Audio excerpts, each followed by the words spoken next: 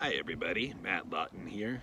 This is the Astrological Winds channel, and we are going to take a look at the astrological weather forecast for the whole month of November and then the first week of November here, which is basically the 2nd through the 8th at this point.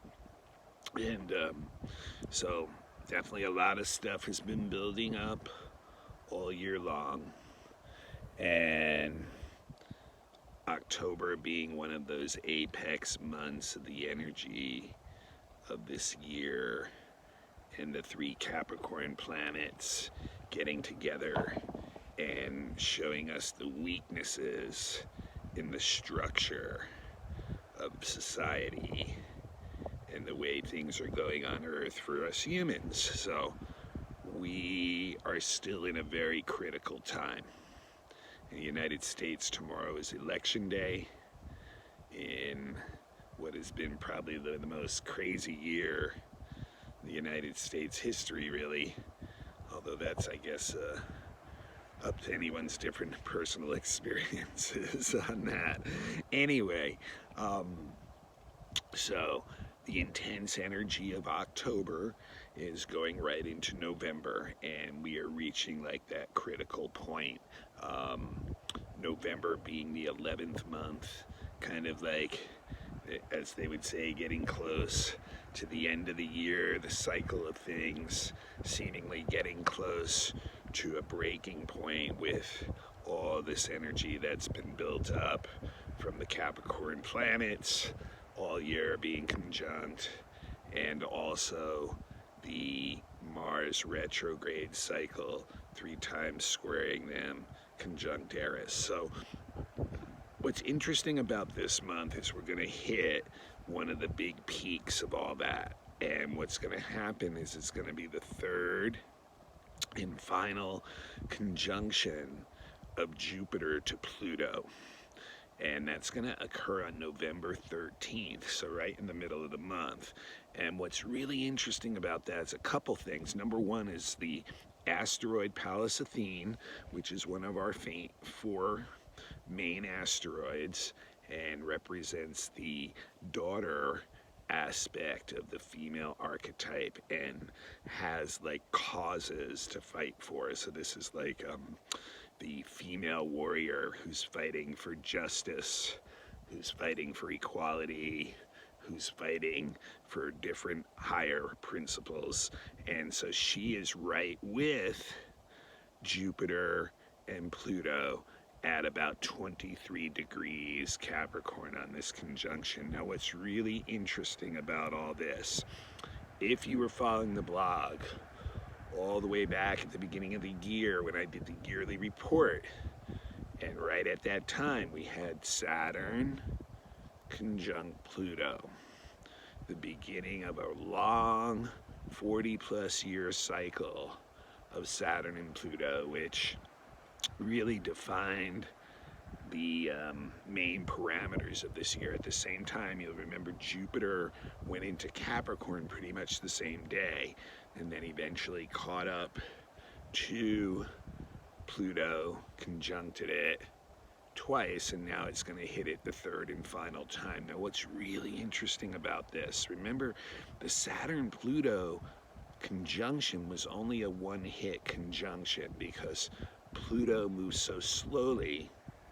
Even Saturn moves fast compared to it. So like Saturn got, ahead of Pluto a few degrees, and even though it retrograded through the summer, it never quite got back to the actual conjunction point at about 23 degrees Capricorn. So guess what?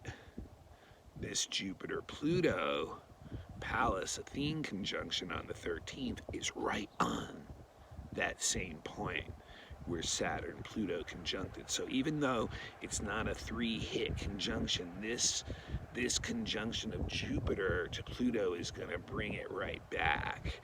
And like all those things that have been building up that represent those 3 planets together in Capricorn. It's all about power, remember? And it's all about like Pluto trying to bring in reformation or destruction. And Saturn is that structure that's been sitting in Capricorn.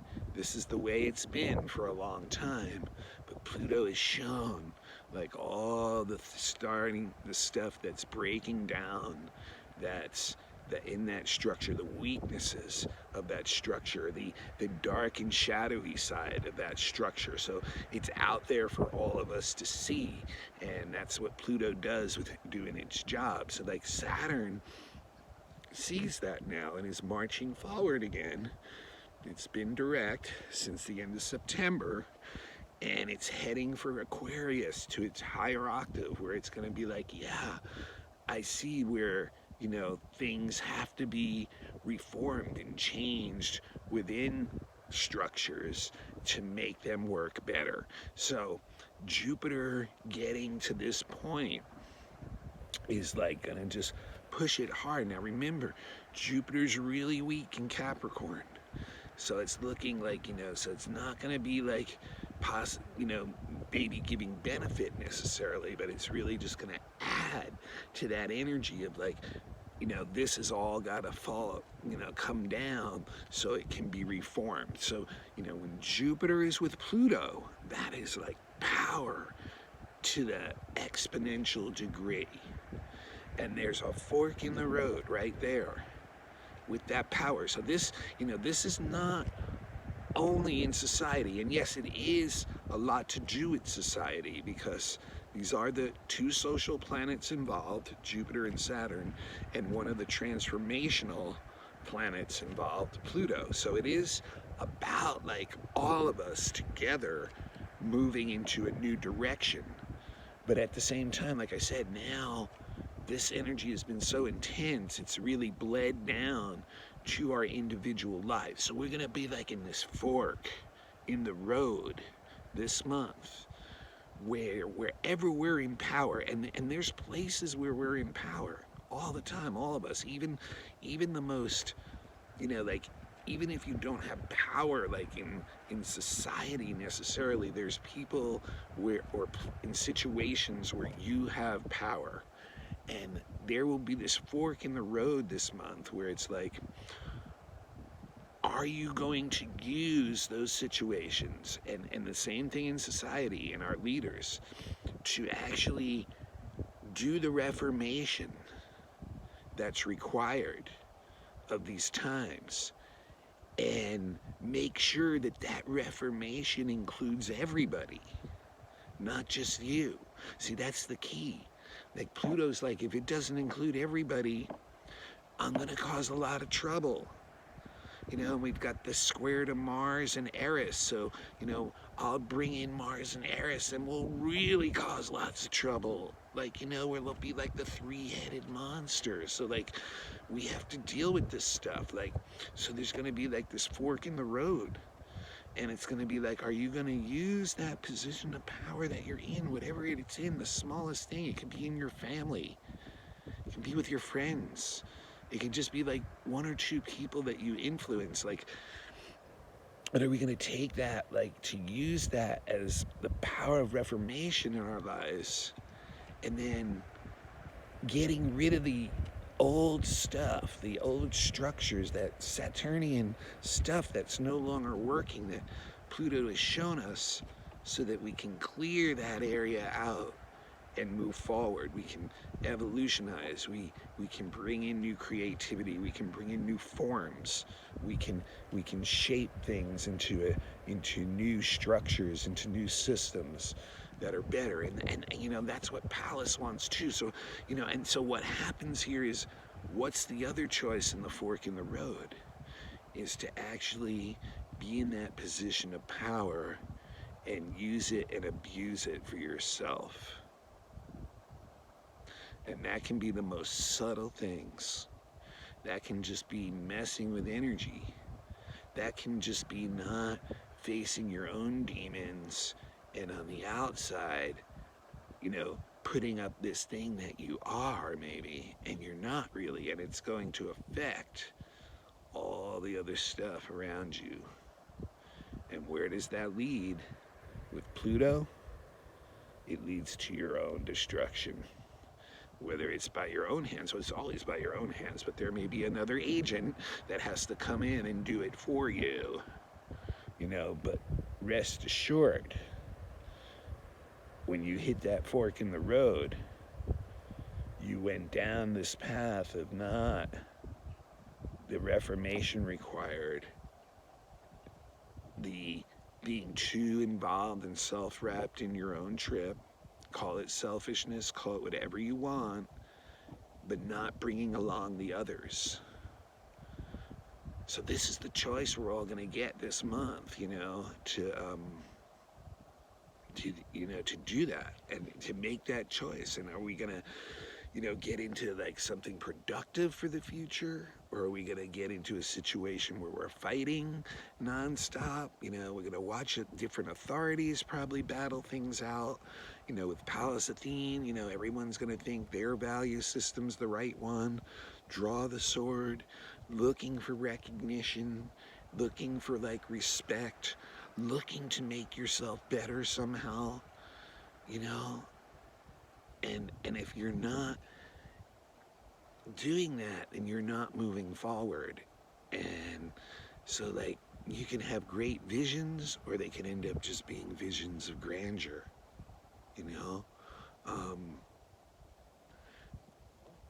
the ability to, with Pallas Athene, to create like healing forms, creative new forms in society, to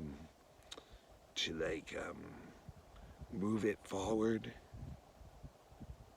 to find like a new identity, to push forward social causes and ethical issues, to hold people up to like higher expectations, higher standards of behavior.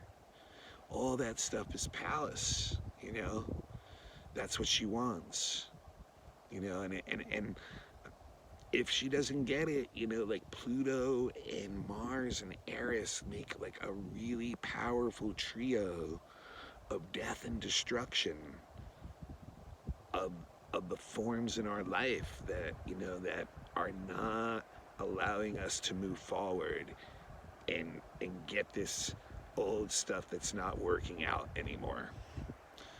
All right, so that's going to be the main thing that's going on in November. Now, there's also 3 planets changing direction this week. In fact, tomorrow, Mercury stations direct, and then on the 13th, Mars stations direct the same day that conjunction occurs. So that's pretty interesting too. It's going to be an interesting week that week.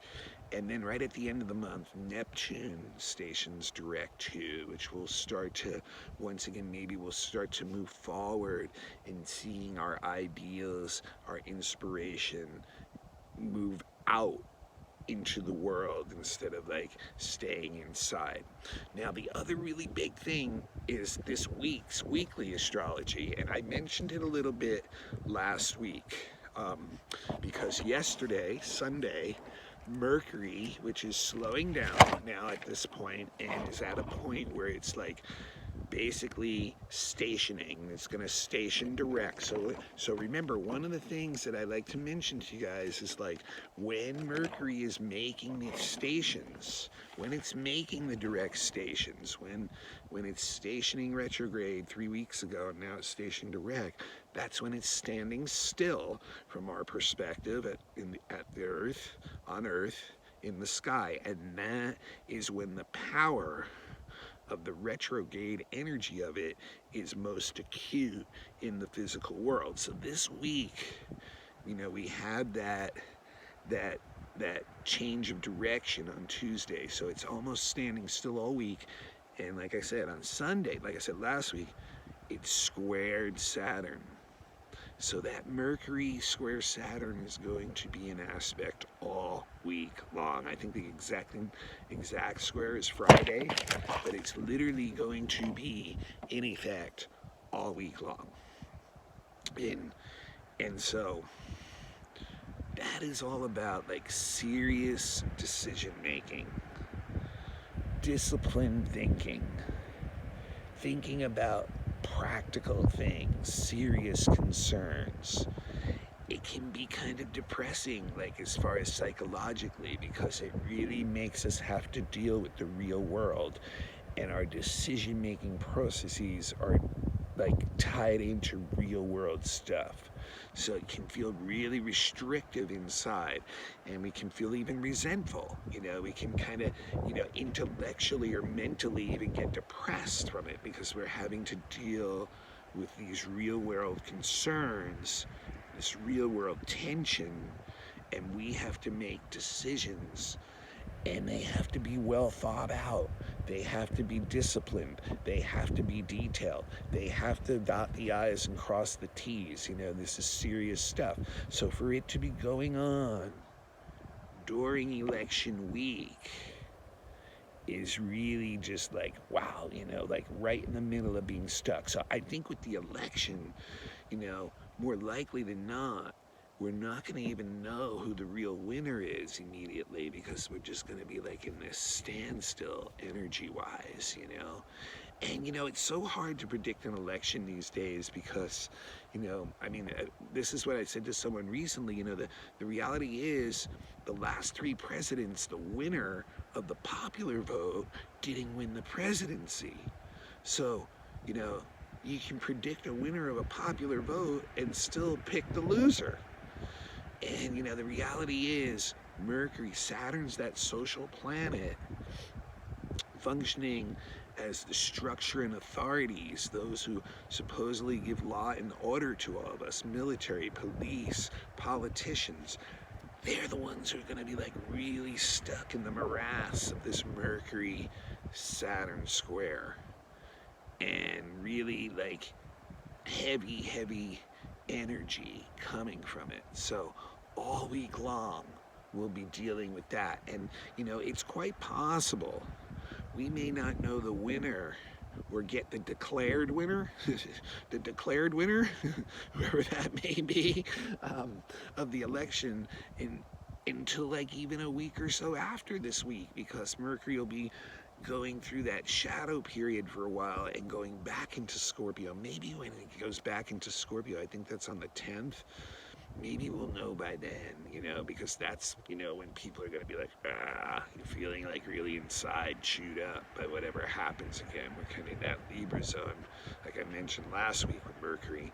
All right, 2 other things I want to mention this week besides that. There's 2 bumpy quincunxes going on, and the first one is actually also on Tuesday, the same day that Mercury goes direct, election day, and Venus is quincunx Uranus. And I really think this is a continuation. If you remember, the last 2 weeks talked a lot about relationship stuff being really stressed and dealing with that, and it seemed like it was definitely a very common theme for many people, and no surprises for me anyway. No surprises anyway. This Venus quincunx Uranus is really interesting because I think coming out of the end of these like 2 weeks of these stressed relationships, we're at a point now where we're trying to, what Venus quincunx Uranus is saying is,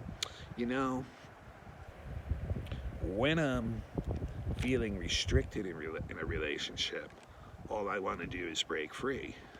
But when I'm out by myself, free and independent, I want to be with someone else. I want to be in a relationship. So this is about finding the balance, this one, that honors our own like independence and needs, and at the same time honors the need to have the connection with others. So it's awkward, it's imbalanced, it's weird, it's kind of like a lot of missteps and stuff, and so like it's easy to kind of get yourself in like a back and forth game in certain relationships where they're on, off, and we may find that we're separating and saying goodbye to certain relationships this week that just don't work. and for us. There's a lot of instability. We can see a lot of irresponsibility in others that we just feel the need to separate ourselves from. And, one of the important things about Venus quincunx Uranus too is not to make promises to others that you can't keep. That's something that can really trip us up this week. So be aware of that one for sure. And then on Sunday, there's another weird quincunx. The Sun is quincunx Mars, so the two most highly egotistical planets. This is like having like a really strong will, but is completely imbalanced and out of control. So it's like, if it's definitely like sticking out your own foot and tripping over it kind of thing, and landing in the dirt, face first, pretty much. So it really is rooted in self-disapproval, and just kind of, anger at the self that just kind of makes you really like headstrong and impulsive with your actions, not well thought out. And then you just push out in very awkward ways that, just make you look like, like the aggro type person who's unaware of how their actions are affecting the environment and others around them. So really will mess you up. And basically the best thing to do with this energy is to find some physical outlet for it that is really just for you. And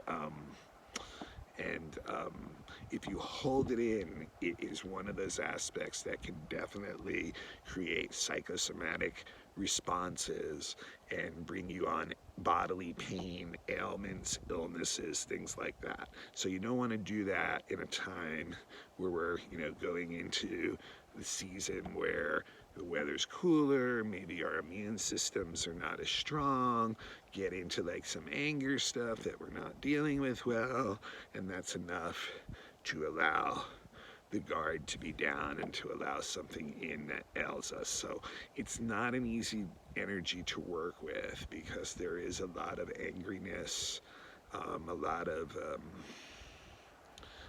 impulsiveness, a lot of thoughtless actions that really can, really hurt you more than anyone else. All right.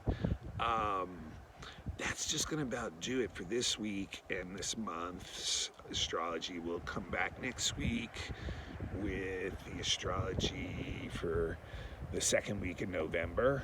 And if anyone needs any kind of reading, I'm always available. My email is matthue@gmail.com.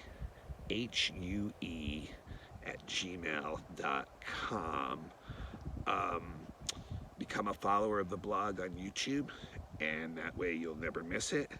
I do try to social media blitz people, but sometimes I miss people, sometimes I don't get to it. And also, the blog is a free service, so please, please, please, if you want to repay me in any way, pass it on to anybody who would be interested in hearing it or you think might be interested in hearing it. And yeah, like I said, available for all kinds of readings. Please let me know. Oh, and the classes. The beginning class is just about ready to start. I'm just waiting for Mercury to go direct. Definitely don't want to start a class while Mercury's retrograde. I wouldn't be a very good astrologer if I was doing that, right? So it's pretty much set to go. So anyone who's interested in it, contact me and let me know. And you'll be able to basically do it on your own pace and stuff, and to purchase each class individually even, so that you don't have to put a bunch of money up front. Unfortunately, because of the day and time, the way things are these days, the classes are not going to anywhere be in a physical space with anyone, so I'm unfortunately not going to have like students right with me. So we'll figure out how to make sure that questions and answers are part of that too, that would normally come up in a classroom situation live. But yeah, it's pretty much ready to go. So I'm excited. You know, I've got some students excited about it. Anyone else who wants to give it a shot, you know, this is your chance. We're going to start right at the beginning, get into it really deep, and you know, you just take it from there. It's up to you where you want to take it. All right, this is Matt Lawton. This is the Astrological Winds channel, and I will check in with you all next week, and we will see what goes on with this United States election and the aftermath of that. And as we get closer and closer to the great conjunction at 1 degree Aquarius next month in December, Jupiter and Saturn get together, should be kicking off a new 20-year cycle. Very interesting times ahead, folks. Until then, blessings.